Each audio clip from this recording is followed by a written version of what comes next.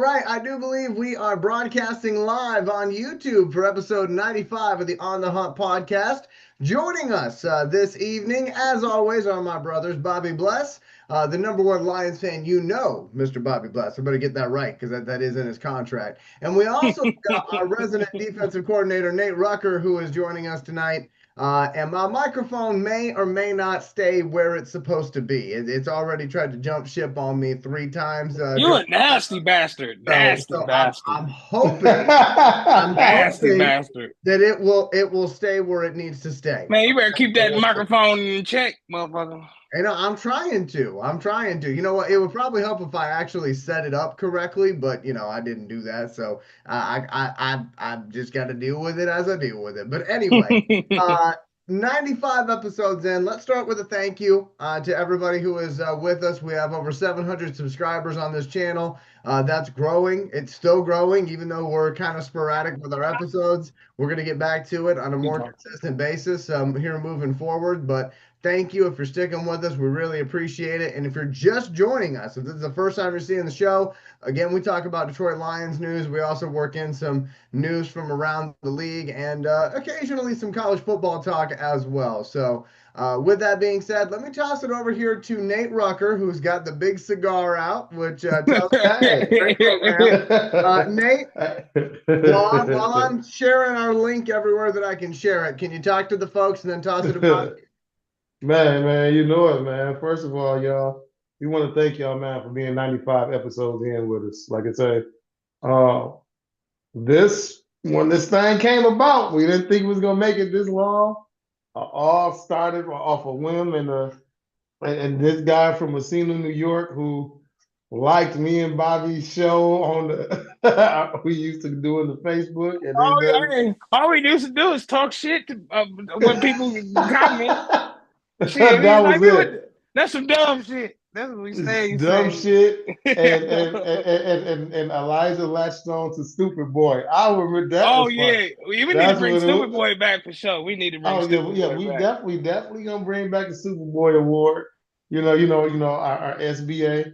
But again, man, we just want to thank y'all, man, for sticking it out with us.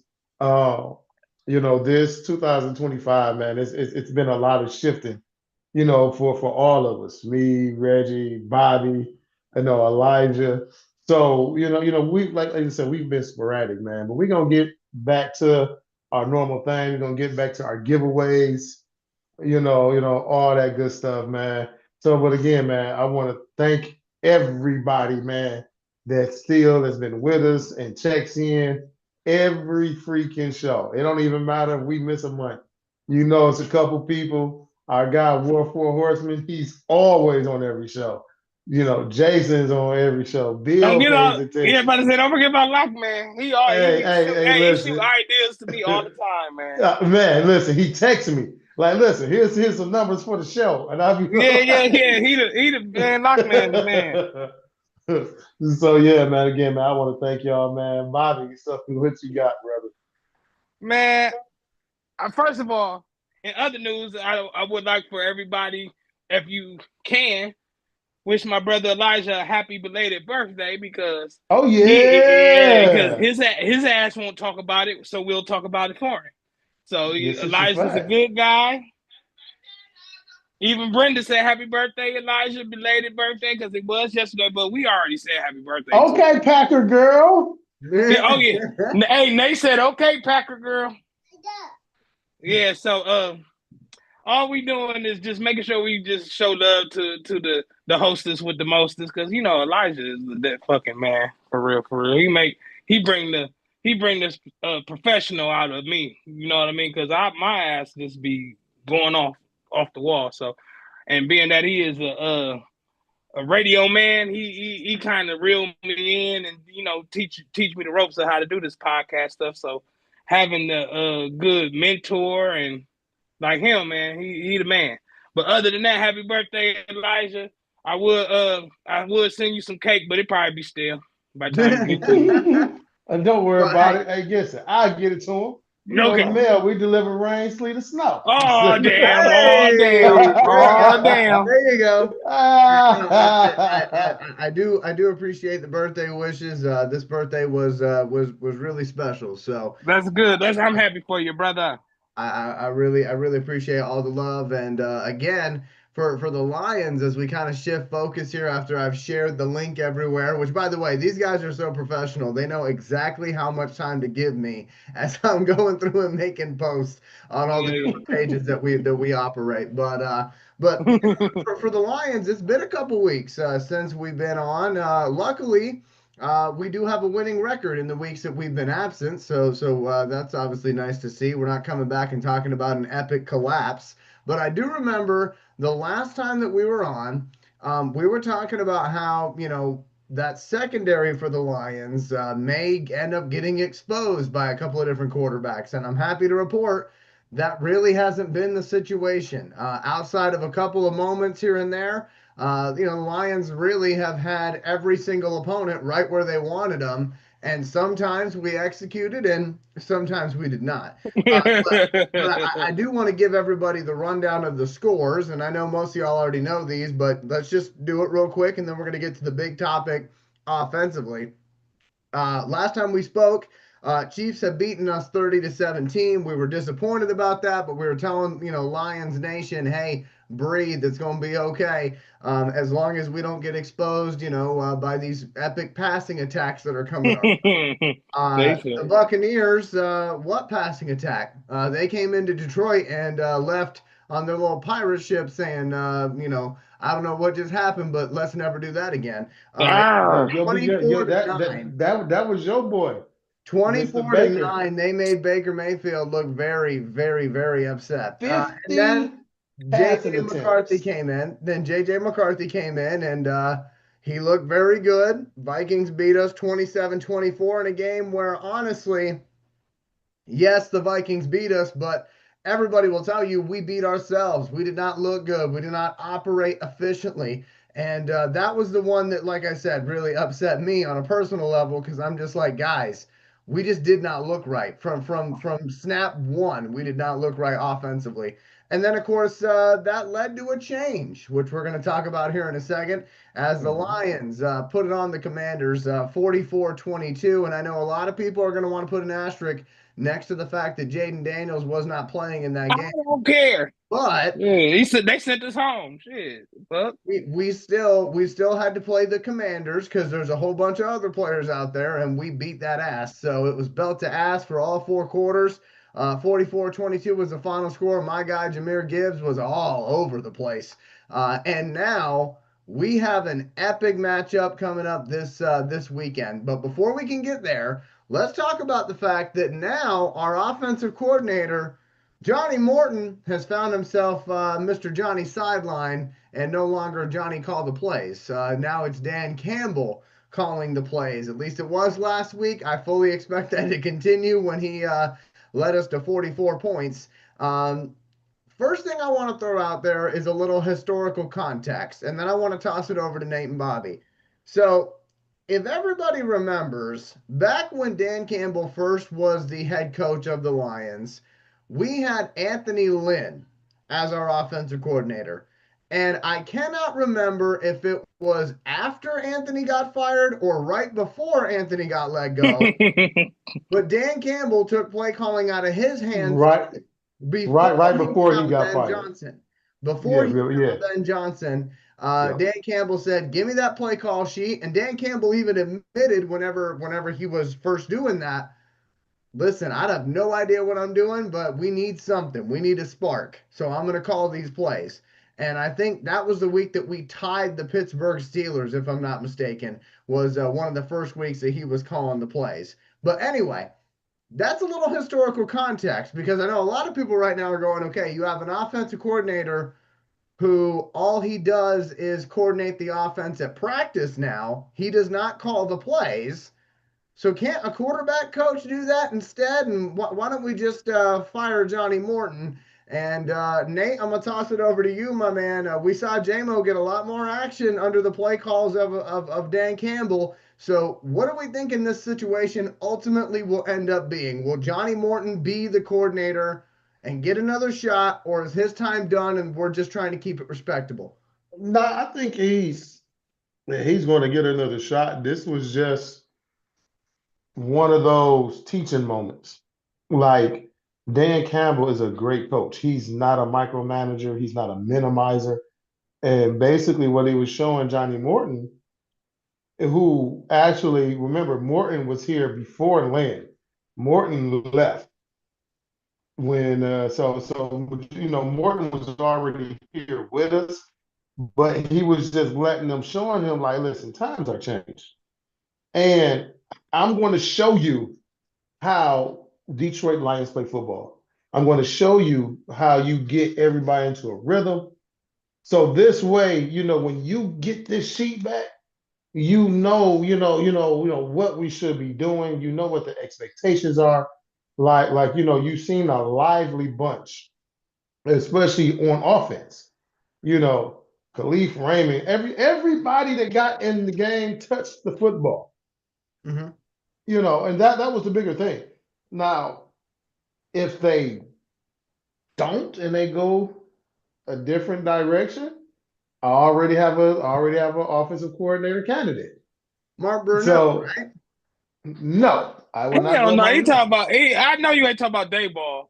You already know who I'm talking Yeah, about. I already knew it. Me and Nate, we've been doing this too long. All right. Hey, because you got to think about it, man. He's ran, and you know what? Certain coaches are better coordinators than they are compared to head coaching. Some head coaches are just head coaches. Some coordinators just are suck ass. Like you think of Romeo Cornell, you think of Josh McDaniels, even Mike. These guys are great offensive coordinators, but they suck as a head coach. Mm-hmm. And so that's where I look at as a guy who's already there, who's done it. He's had a Pro Bowl quarterback. It's not something that he's new to. You see what I'm saying? Right. So that's if they wanted to go that way. That is a route that I would go because, again, it's all about familiarity. It's about somebody I wouldn't have to explain to him what I want done. You see what I'm saying? Yeah. So that's how I feel about it. Bobby, what you got, man? It's a few things. I might be all over the place, but I ain't gonna be long with it. Y'all might be like, "What the hell?" Okay, so when the game first came on, when I seen Coach Dan with the glasses on, I was over here like, "Oh shit, he ain't bullshitting today. He want to see exactly what's going on. He want to know what's going on." Because I was assuming that he ain't like what. Of course, he didn't like what Morton had been doing. Even us in the chat, we questioned some of the shit he was doing. So. Yeah. So I already knew, Campbell want to make sure he doing what he's supposed to do. I didn't and everybody that I haven't heard this person yet, nobody say this yet. They need to thank Jonathan Vilma for showing us what the hell is going on, because he got the it looked like he calling the plays. But I would never put it together until I stopped and think damn, that's exactly what he's doing. Fuck John Morton. But see, and the reason why I said I'm gonna go over the place because. Personally, I knew John Morton could do better, but I wasn't thinking he was doing bad, though. You know what I mean? Yeah. I was thinking it was more of the execution with the players, blah, blah, blah, blah, blah. But guess what? I ain't Dan Campbell, and obviously he got higher standards than I do. So I fucks with it as far as that point. And they made it seem like, and this just, as they say, revisionist history. They made it seem like Jared Goff and J-Mo is so hard to have a connection. It's like we trying to split an atom or something to get him to throw a pass to him, right? So that alone, it made me seem like, shoot, Dan Campbell cut all this silly shit out. Let's go right to it. And then the formations where J-Mo was catching it, St. Brown wasn't even on the field. So it's like, Jared Goff, you ain't got no choice to make this happen. You feel me? No, I mean, he was out there, but I think no, because he was in 3 tight ends, and then J-Mo was the only receiver.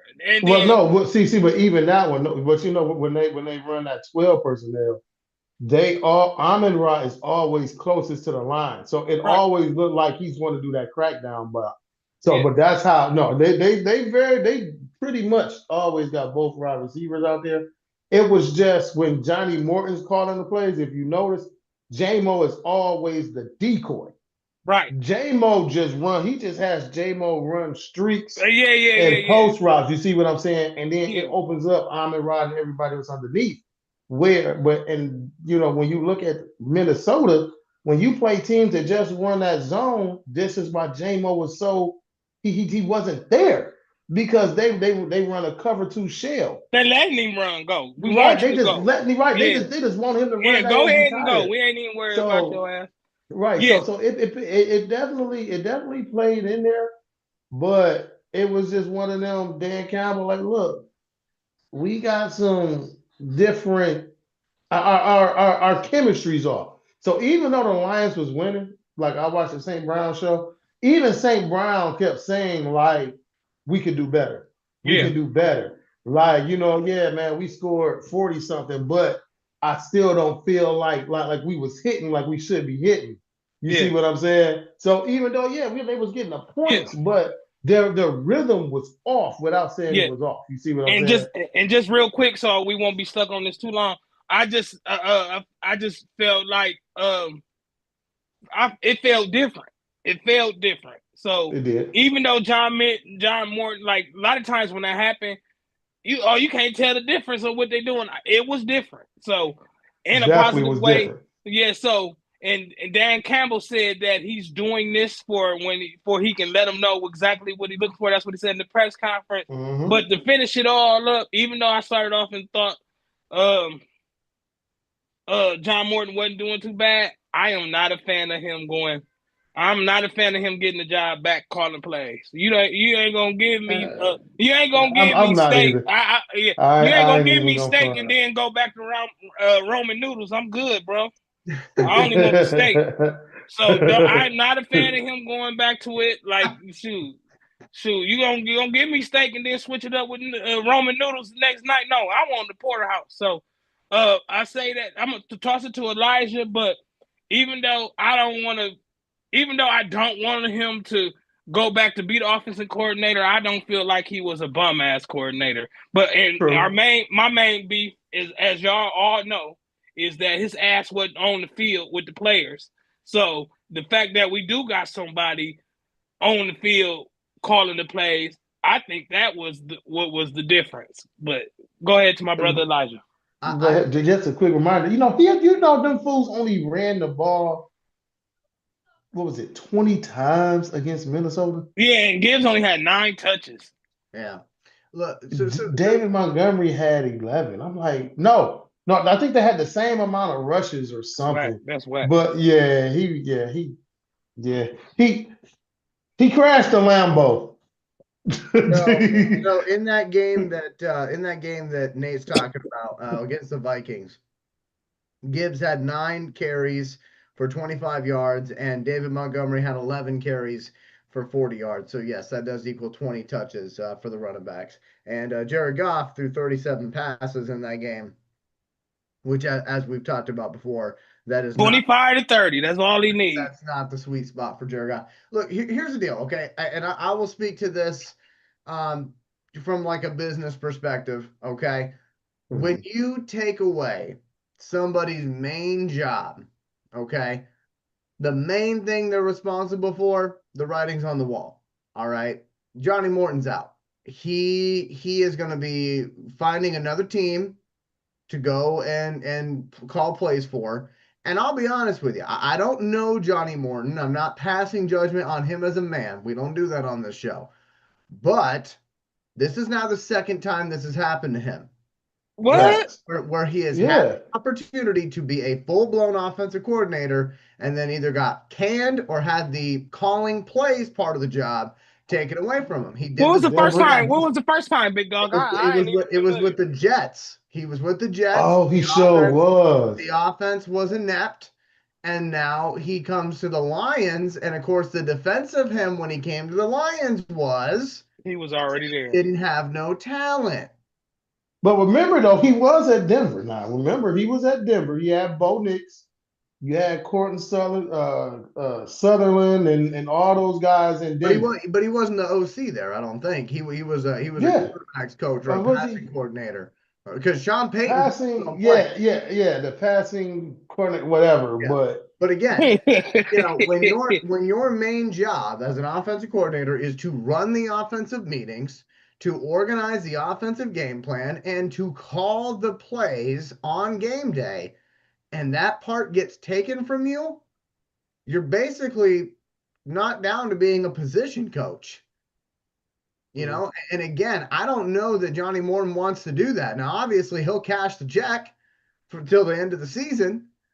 But again, I think Dan Campbell, who is a coach's coach, not just a player's coach, I think he's doing Johnny Morton a huge solid by not outright firing him right now and saying, look, we know this ain't working. So at the end of the season, very quietly, I'm going to need you to go out that back door right there. That's what I see happening. Now, maybe I'm wrong. Maybe Johnny Morton will grab that play call sheet back and he'll be calling it like a madman. I don't know. I ain't a fan of it before. He wasn't calling it like a madman before, and again, that's the most damning piece of this whole thing. And I'm actually going to go back to somebody that we talked about a lot this preseason. Okay? I already know where you're going. Bobby Bless tried to tell me, tried to tell everybody and the brother, Hendon Hooker was toast. And the moment that Hendon Hooker was toast was when they brought in Teddy Bridgewater off the street. That instead of going to you, who's been there the entire time, we're going to go bring in somebody off the street who was coaching high school football, and they're going to come in with the same pieces you had around you, and they're going to show you that they can do your job better.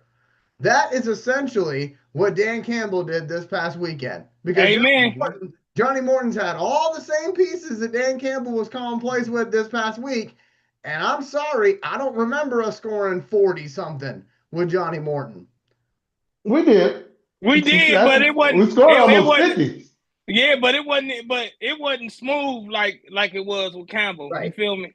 Right. That's what I'm saying. It wasn't smooth. So I don't know how you go back to him. I don't think the players want you to go back to him. And that's the other thing too, right? The players told him to change, yeah.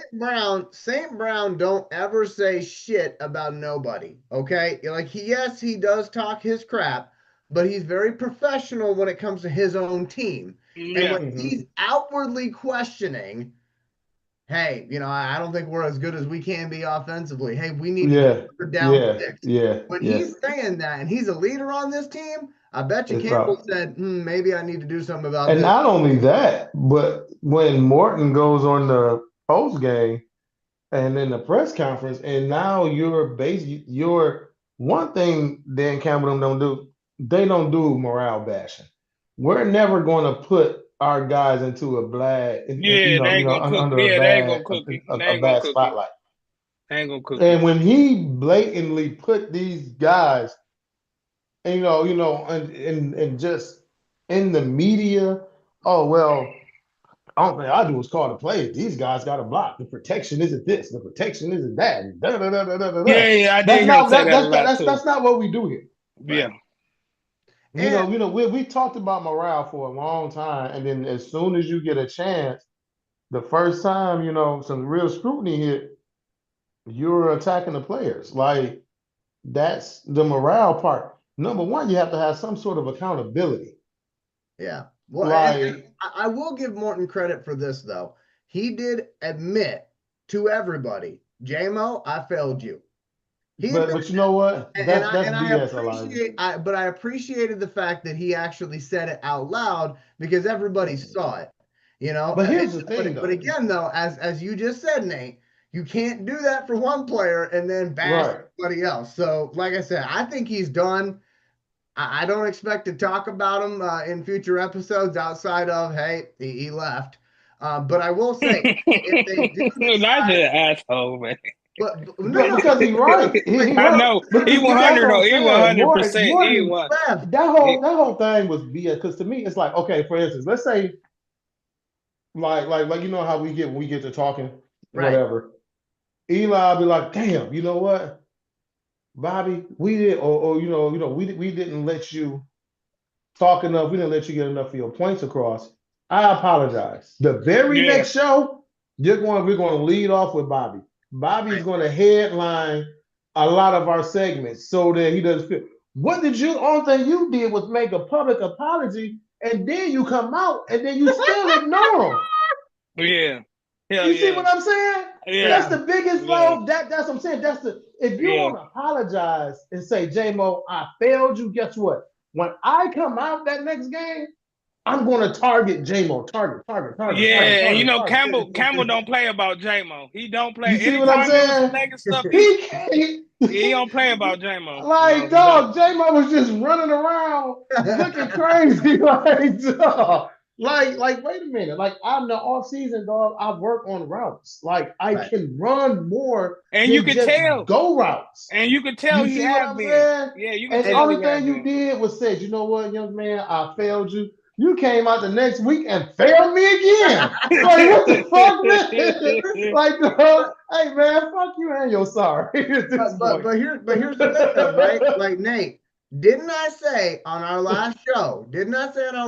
I want to see J-Mo get more involved in this offense. Yeah. Otherwise, we're gonna be in trouble. Yeah, for sure. And apparently, I wasn't the only one thinking it, even on the Lions team, because now J-Mo's a little bit more involved. But that boy Dan was like this. He ain't fucking around. Hey, listen. He Dan like this. He ain't fucking around. Listen, boy. Dan went looking. Dan, he looked like a mix of Andy Reid and Ben Franklin with them goddamn glasses on. And because of his stature, the Undertaker. It was like right. So hey, look, he went from looking like Robo tight end to a point next to with a play card sheet. Yeah. Like that boy, he ain't fucking. I do it myself. If I send you a picture of Dan Campbell, just know I'm doing it my fucking self, right? Right. That's it. Hey, for now on, I'm doing. Listen, okay, don't worry about it, Dan Campbell. Look at it. Hey, that's what I'm gonna start doing when I gotta do some shit myself. Okay, I got it. Don't worry about it. That's a new look. Somebody out there. Hey, look, put yourself on the chest, Dan Campbell. Look at somebody out there better make that Bobby's new profile photo with the glasses tilted. Yeah. Yeah, I do it tonight. Hang on. I'm gonna make sure we got this. So somebody oh yeah, we got it. There we go. All right, you're on spotlight now. You're the only person on the screen, Bobby. Give it to us. Yeah, that's perfect. Hopefully that gave everybody enough time. Oh, don't worry about it. Oh, I got it. That's gonna be on the t-shirt. That should be. Y'all play too damn much, man. So quickly, I 100% agree. Elijah did a good job. I very rarely do I do 100% agree with you. So hey, I'll take it. You know, I mean, that's a hell of a birthday present. Shut your ass up. So with that being said, I want to throw in a couple things really, really quick, okay? And these are going to be a little sporadic. There's not really like a whole lot of meat on the bone as far as conversation is concerned. Gotcha. We will get to the Lions and the Eagles coming up, okay? Do your thing. So, couple things. Number one, I have been trying to tell people about different coaches in college that I think people should keep an eye on and some programs that I thought were going to come back. Well, 4 years ago, I told everybody about the UConn Huskies and the Hawaii Warriors. I said, watch out for both of those teams. For Hawaii, they were under a very unique set of circumstances, okay? Their stadium, Aloha Stadium, was condemned. So they had to build a 19,000-seat stadium on campus, which was like they brought in bleachers. Like it really does not look like it's supposed to be there. But they had to do that. Plus, half the team had entered the portal because their previous head coach was abusive. And so what Hawaii did, they should have whooped his ass. So don't get a bruise. Y'all young. But what Hawaii did, Hawaii went out and they got Timmy Chang to be their head coach. He used to be the quarterback. Back in the 2000s. He broke all sorts of records. But he came in, first head coaching gig at his alma mater. And it's like, okay, Obviously, they got a little bit of a hometown discount, because Timmy Chang gets to coach the team he obviously always wanted to coach, but he never done it before. But I told everybody, if Timmy Chang is given the resources that he needs, this program's going to be the program's going to be very, very good. And if they can start recruiting from the state of Hawaii, there are some really good kids there that should go to Hawaii that have been going to Alabama instead. So anyway, Timmy Chang goes 3-7, I think it is, or something like that, his first year. Wins 5 games the second year, 5 games the third year, and now this year that he's actually got his own recruits in, they're 7-3, and they're going to go to a bowl game. So Hawaii, giving you a reason to stay up late on Saturday nights once again. Man, it'd be late too. I love it. Now, UConn went out and hired Jim Mora Jr. 4 years ago. They got him from UCLA. I've always liked Jim Mora Jr. back when he was with the Falcons. But ain't he at UCLA, or is that another one? No. He left. He ended up getting fired from UCLA and ended up going to coach at UConn. So who is UCLA offensive coordinator now? Is his last name Mora? No. I don't believe so. But Jim Mora Jr., who used to coach the Falcons and the Seahawks, and his dad obviously was a coach for a long time. Oh, that must be his son. That must be his son. That's his son. That's what it is. But okay. Jim Mora Jr. has been at UConn now for 4 years. 3 of those seasons they've been to a bowl game. This year they're 7-3. Their quarterback's completing about 70% of his passes. He's got 25 touchdowns to no interceptions. You heard that right. No interceptions and 25 touchdowns. Now, granted, UConn is an independent school, so they get to make their schedule, and they do take full advantage of that, scheduling some teams from the bakery, if you get what I'm saying. But UConn is back. And so I'm going to throw out a name, and this is a guy who has a lot of controversy tied to him, but it seems like people have forgiven him. And I say that because he's back on ESPN, every time there's a draft. He's got his own podcast that's doing numbers, and he's been begging to get back into coaching. And that's John Gruden. About Brett Favre? No, John Gruden. John Gruden. And here's the thing. I cannot really speak on what John Gruden did with the whole emails thing. I will say what I've heard about it. I think it's disgusting what I've heard about it. Okay. But I don't know the full story. Okay. What I do know is, like I said, almost every college team sends him gear. He still does his Gruden, rookie camp for the quarterbacks, and that's still aired everywhere. And he's got a podcast now. So obviously he's not completely canceled by everybody because he's getting opportunities to have a microphone in front of his face.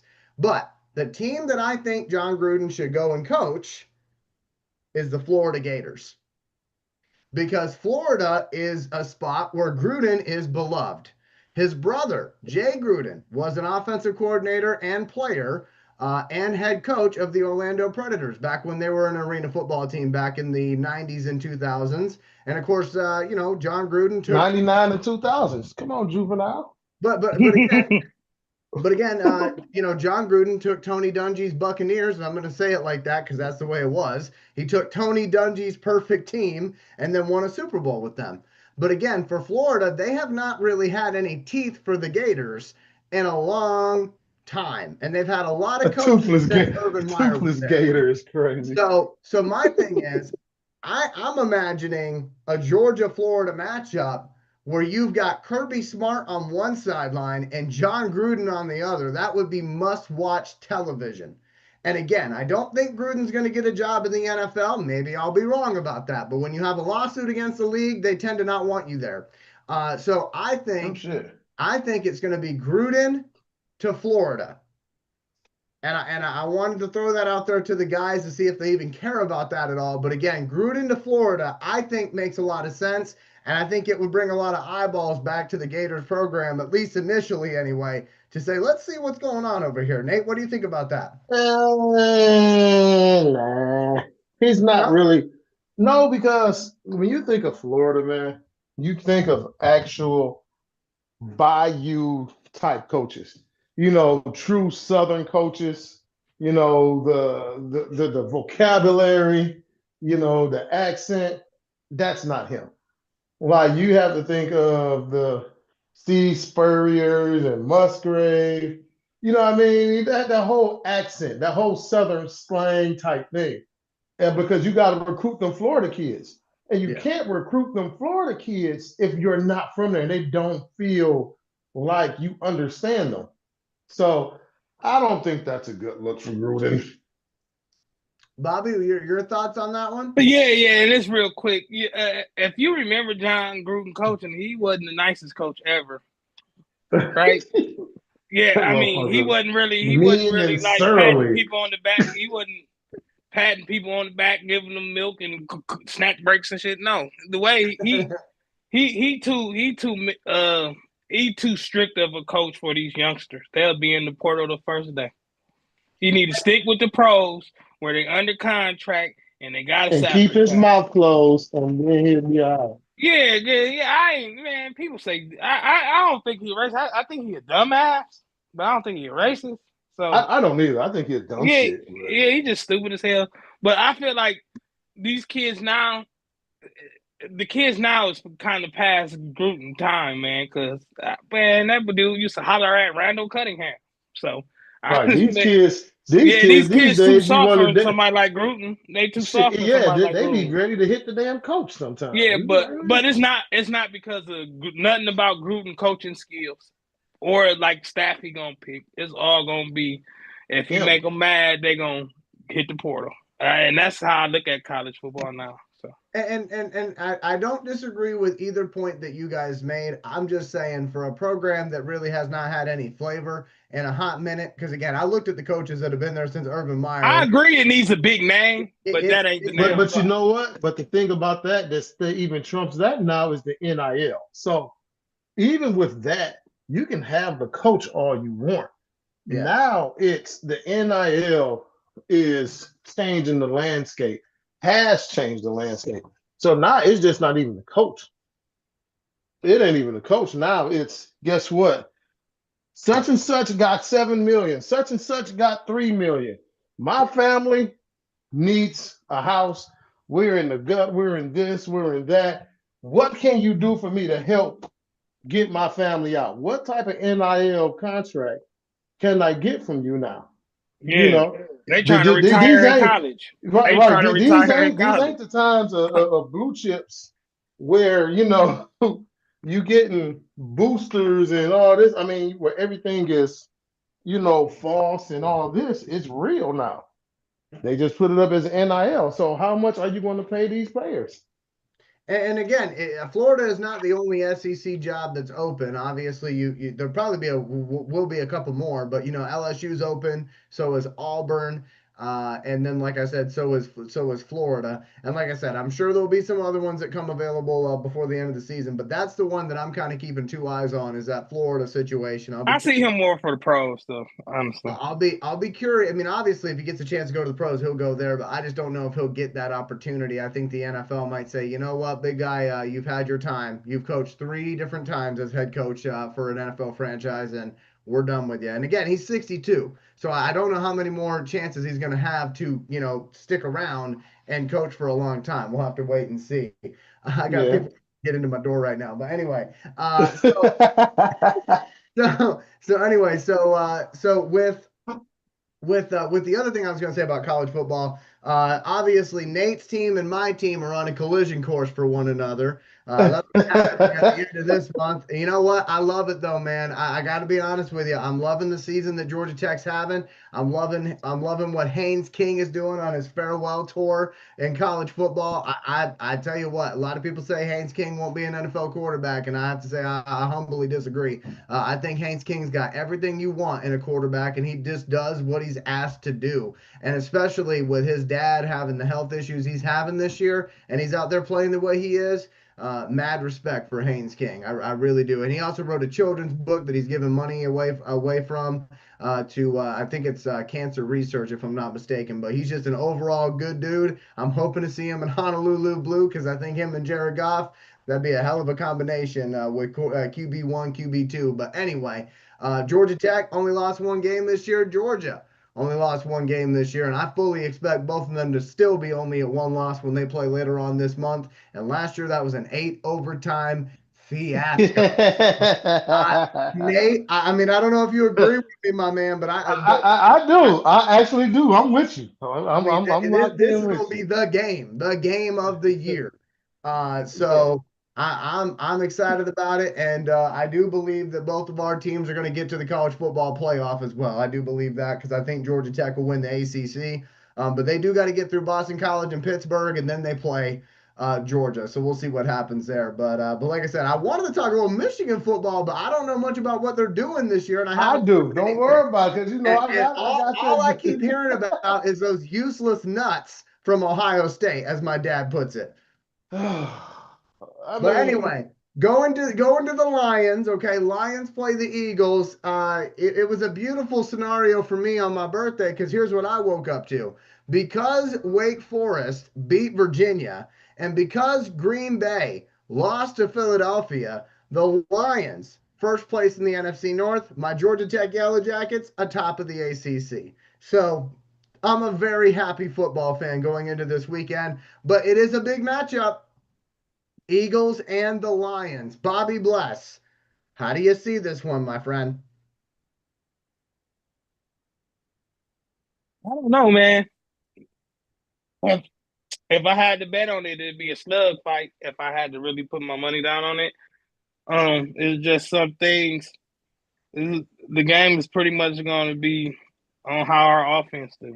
Because if we able to put up points at a consistent rate, ain't nobody stopping us. But also, our defense can't just leave dudes wide open in the secondary. And Jalen Hurts is hard to get down, and Jalen Hurts and they got guys that can break off. I just feel like we when we don't turn it over, our offense just it beats you down. So I'm more of a fan of the typical cliche no turnover kind of thing, but I just want to see us hit. I want to see us hit with them. I want to see us belonging in that game. You know what I mean? I don't want. I just don't want to feel like I know it's gonna be. I know we can win the game. I'm not gonna sit here and act like we can't win the game. I just don't. I just don't want to be no fucking questions after. Are the Lions such that? I want us to play a game where they know, hey, these dudes we're gonna have to see again, regardless of the score, and they should know that also. But I'm always for the. I'm always rooting for the Lions. And I will pop in real quick before we toss it to Nate. Again, this game is Sunday Night Football, 8:20 in Philly. And of course, the weather here in the Northeast has not been the greatest. I got snow outside my house. I don't know what the fellas have outside their Well, I house. had a little bit of love. Nate's got a screaming, adoring public outside his house. I know that for sure. here we No pictures, no go. autographs. Listen. Nate Rucker is just like you, only better. Nate, let me toss it over there, my friend. What do you think about this game against Philly? um, I'm worried about the interior with Carter and Jordan Davis in that middle, and how we've allowed a lot of pressure right up the middle when we do allow it. It's really not typically from the outside. It's always up the middle. And then with these injuries on this offensive line, it's really, really questionable. Um, I think they can't as long as we can protect Jared Goff, we're going to kill the secondary. Mhm. They should definitely kill this secondary with JMO, Gibbs out the backfield. You see, and Amon Ra and Laporta and Brock Wright with all the weapons that we have. It's definitely should be a closer. I don't think it definitely. If there's a blowout, I think it should be on our side. But again, like I say, this is one of them games, man, where I don't know. We've got It's a Aiden litmus Hutchinson, test. It's a litmus and test for and sure. and Hutch is going to be one-on-one. As we know, Philly got two great tackles over there. They do not give help to Lane Johnson or Miata. And they just held Micah Parsons to 0 pressure, 0 quarterback hits. He basically didn't even suit up Monday night. So it's going to be interesting because a lot of people were saying that Aiden shouldn't have got as much money as he should have, as much money as he got, so on and so forth. He's going to be up against the premier tackles, outside of our own in Panay. So, it's definitely going to be interesting. Saquon Barkley is still a threat. I mean, he's not tearing the league up right now. That's Jonathan Taylor, but it's still Saquon. The good thing is Jalen Hurts has not been on point with A.J. Brown. So we're banking on that. And I can't even tell you who the fuck Philly's third wide receiver is. I mean, Jalen, the damn tight end, Dallas Goedert. Yeah. That's what I'm saying. So offensively, I think that we fit good. Long as we do like we do, we stop the run, everything else will fall into place. That's how I feel about it.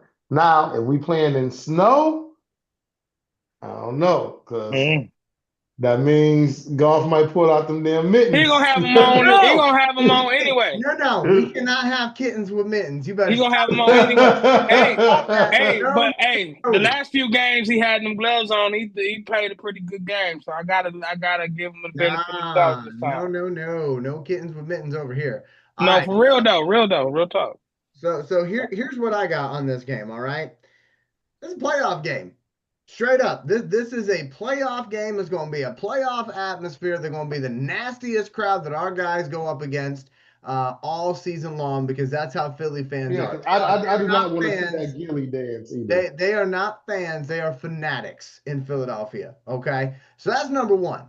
That it is going to be a factor in this game. We might have to go silent count at certain points. Okay, and I fully expect that Jared Goff knows how to do that. With that being said, that's even more reason why those injuries on the offensive line are important. Because if you have to change your snap count, you have to go to silent count, are our guys ready to do that? Or are we going to be false starting all game? I hope not. But again, that's something to watch out for. And again, I'm giving you all the boogeyman material up front, all right? As far as something else that I'm concerned about, the tush push. I hate to put it like that, but listen, if it's 3rd down and 1, 4th down and 1, and we desperately need a stop, can we get it? No one else will be able to. And on top of that, that's what I'm not worried about. I think we're strong at defensive tackle for that carrying. Yeah, I'm not. And the crazy part, that's why I didn't mention it. That's why I didn't mention that. They can't rush the passer. The tush push. That's why Dan Campbell ain't with it. He's the one that voted for it. Not to take it out. I understand. So listen, but my guy's built for it. 3rd and 1, 4th and inches, those type of plays, you kind of have to go in already knowing. All right, we're probably not going to stop them on that play. If they we go for it every time too. If we get that close, if they get that close to a 1st down, chances are we're going to get that 1st down. We better have a backup plan. We need to get them in 2nd and long, 3rd and long. Yeah, that's true with them. And again, that's something that I want to see our defense do. Can we do that? And then on top of that, Jalen Hurts is a running quarterback. We play like, and pardon my French, y'all, we play like dog shit when it comes to stopping running. Not so much this year, though. In previous years, continues, but Jalen Hurts is the type of guy that can expose it and say, "Oh, you thought you fixed your leaks." No, listen. As long as the way they contained Lamar and got after him and hit him. Yeah, that's the hardest it get, right? That's the hardest it get, and so that's what I'm saying. I'm not in. And I guess it's truly because I'm more comfortable with our linebacker play. Yeah. And then our spies. Remember, they put 2 spies on Lamar. That's how they stopped it. So 9 times out of 10, they're going to do the same thing with Jalen Hurts. You're going to have a linebacker spy, and then you're going to have a safety spy. Yeah. Hopefully, Kirby Joseph. If Kirby Joseph is playing, they can run the two spies. Yeah. If Don't forget about not, Saquon. That shit. Saquon. That's who I'm scared of. Of course, Saquon's another problem as well. Shit, he the biggest one to me. And listen, offensively, I think this is a game where, and I hate to say this, but there's just certain games where you can almost feel the pressure through the screen. Facts. You're watching. For sure. I feel it talking about it. And there are some games where you're looking at your team, right? And they're on the road, right? They're in enemy territory. And you can almost feel like a tug of war almost. And you're like, okay, my team has got a firm grasp on the rope. And then there's something that happens where you're like, oh shit, we just let go of our grip. And that's what we can't do in this game, okay? Because there's going to be moments where it's 4th down and we're like, all right, time for us to go do our thing. And we have to get it done. We cannot go in there for 4th down and 3 and get stuffed, okay? Because that's why Cameron to grab that damn playbook. I'm telling you, that's why he grabbed that playbook. And again, though, if that happens, that's where I get very concerned because, again, that's our thing, right? And if they're stopping us at our thing and their thing is working, then y'all already know how it's going to end up. But this is a playoff game. And anybody telling you it's just a regular season game with regular consequences, regular rewards, they're lying to themselves because they're the #1 seed right now in the NFC. So if you want to get the #1 seed, and we all remember we're 2. To get the #1 seed, you got to run through their fucking face mask. You got to beat that ass from sideline to sideline, goalpost to goalpost. And if you ain't doing that, fucking don't get on the bus, okay? Because again, it's an all-out war this weekend. That was 3 F-bombs, Elijah. Just so I know, but listen, that's how important this game is. and again, I know because I know there's some people out there who, if we lose, they're going to be like, "It's okay." No, it's not. It's not okay. This is a big moment because again, if you look at the rest of our schedule, right? Here's how it lines up. You got the Eagles at the Eagles this Sunday. Then next Sunday we host the Giants. Then on Thanksgiving, which that's going to be horrible in my household, it's my dad's team versus my team, Packers and Lions. And Bobby, that same thing. Then the Lions are going to host the Cowboys. Remember the last time we played them on Thanksgiving. Fuck. Yeah. Lions are going to host the Cowboys. Then on December 14th, we go to the Rams. They're red hot right now. Of course, all that needs to happen for that is Matthew Stafford to get banged up at all, which is usually this time of year when that happens to him. Then we got. I can't even talk shit about that one. That motherfucker hot. But then we got the Steelers. Then we got at the Vikings and at the Bears. So my point of saying all that is not just to read off a list. It's to read off a list of the teams that are ahead of us. There are none. For the rest of our schedule, we're not going to face people and really have the opportunity to climb in those playoff seedings. We got to stay up. Right. We got to stay on top. This is it. When you get a lead on these motherfuckers, you got to pound that, like pound them into the pavement. Pause. Pause. Listen, I was going to say pound their ass, and I said, no, don't do that. Pause. That's too much. That's too much. Anyway, but my point is, this is that game. You need to unload in this game. Everything you've got for 4 quarters. And again, if we can't do that, then maybe we're not that team that everybody thinks we are, okay? Because again, after last year's loss in the playoffs, I want a Super Bowl. And I think everybody else wants a Super Bowl too. And this is that type of game you got to win if you're that team. And for Philadelphia, they're not going into it looking at it as all that. They're looking at it like this is just another game because they've won Super Bowls. They've been there. This ain't nothing new for them. But like I said, this is going to be, I think, a great game on Sunday night. But hopefully the Lions turn it into a blowout or a runaway game. That would be nice to see. But I do know we got to get to our closing remarks here because our score is up. So I'm going to toss it over to Pound them. Yeah. Dog, listen, my stomach You're hurt, going to go laugh at me, and that's okay. Because listen, you went from pounding them to unloading on them. Like what? I didn't unload, baby. Listen, happy birthday. That's all I got to say. I was trying not to. That boy Elijah, hey, Elijah, I'm with you. Hey, I'm you got what I'm I'm with saying. you. I'm Nate, with you. listen, Hey, with you. Nate, the Yes. entire show, Yes. Nate, Yes. Nate has had J-Mo's junk behind his head the entire show, so I get it. oh, It's literally just cropped. Anyway, oh, but Lord. Nate, go Pound and ahead. unload. Pound and unload, baby. We're That should be the pound, shirt. Oh my pound God. their ass and Listen. unload. That needs to be the caption for Bobby's photo where he's like this, pound and unload. I do it Yeah, myself. oh, Hey, pound and unload, I do it myself. Y'all so Oh damn my stupid. gee. Y'all so damn dumb, All right. boy. So Nate, closing remarks because we gotta go. okay. First of all, man, glad to be back, man. We had an amazing segment. But again, um, it's all about are we really going to play who we think we are? Or actually not who we think we are, but who we are, like who we have been. So, this is definitely going to be a matchup, which should have been a matchup for last year. But again, we got derailed by Washington. A lot of injuries across our defense. Even this year, where we don't have as many, we got a lot of guys coming back. So that's important as well.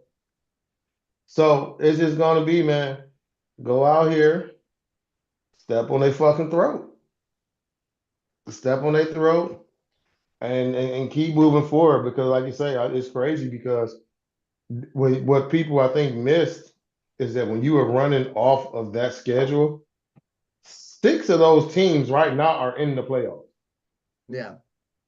including the Vikings, the Bears, and the Packers. All 3. So, and they're all 3 are going to be division games. We've already got 2 division losses, which is the most we've had. So we've lost to the Packers once.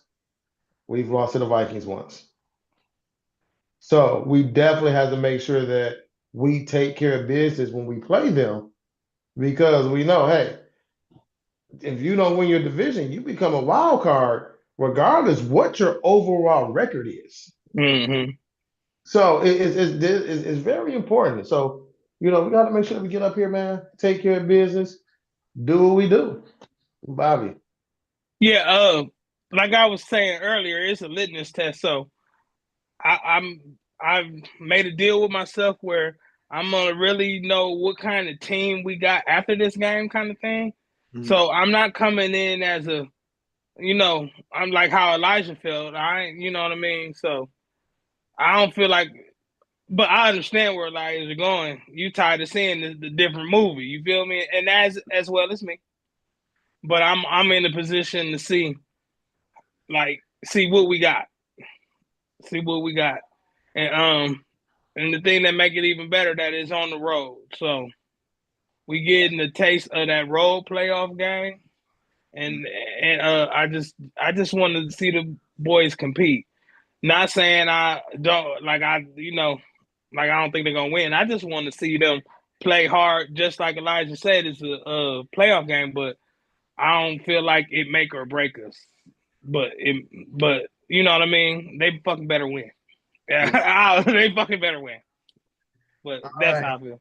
So as far as my I got like the emo haircut going on today, but anyway, as far as the as far as my closing remarks, I do want to throw something out there that's family related, but I'm very proud of him. My little brother Will Winfrey, he plays high school football down in Greenwood, South Carolina for the Greenwood Christian Hawks. He is a junior on that team.